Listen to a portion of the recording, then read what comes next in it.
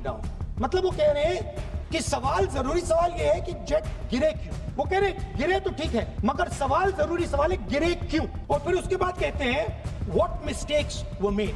The good part is we were able to understand the tactical mistake which we made, remedy, rectify and implement after 2 days. And we flew all our jets again, targeting at long range. I want to tell CDS Anil Chauhan ji that you made no tactical mistake. The Indian Air Force made no mistake.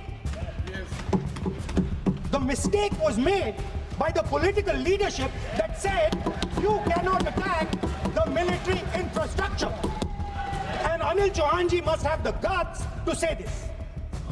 That my hands were tied behind my back and I was sent into a war and my enemy was told by my own government that we will not attack your air defense system. So the Air Force is not to blame at all.